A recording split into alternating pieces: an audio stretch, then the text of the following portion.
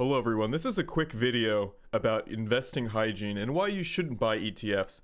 See, there are concerns about owning ETFs outside of purely financial concerns. And the reason for this is that while ETFs are a very good, cheap, and convenient investing product to quickly diversify your holdings, you lose a very key important thing.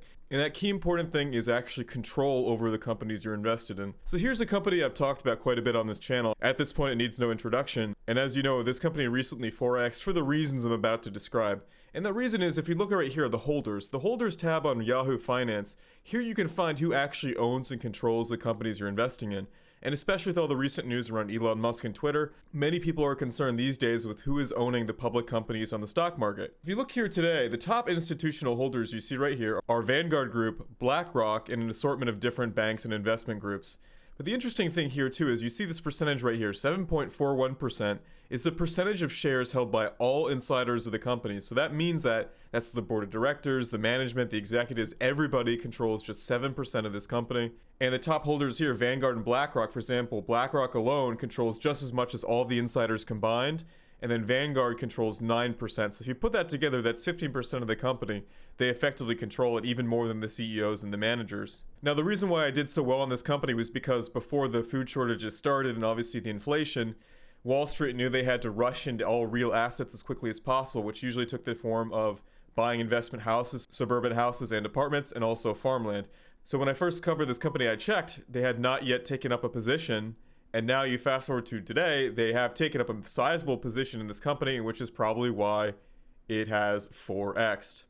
And you can see here, if you look at the top mutual fund holders, there's real estate index funds, total stock market, ETFs and index funds of all kinds, a lot of REIT ones as well. So while these are great investment products, when you own stock through an ETF, you don't get to vote. So companies, at least on paper, are controlled by their shareholders, and this is usually expressed through a proxy vote.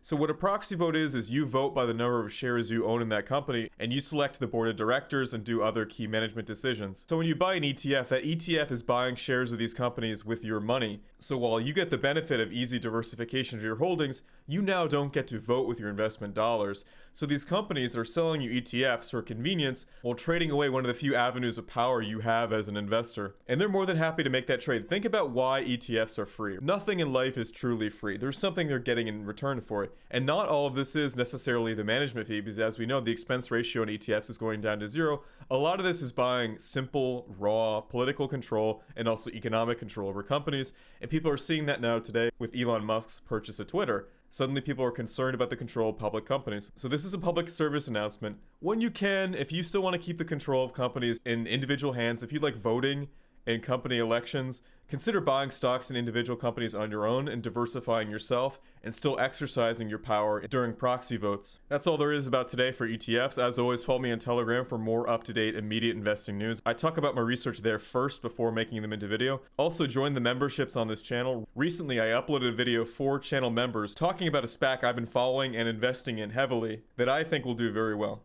along with other members-only content.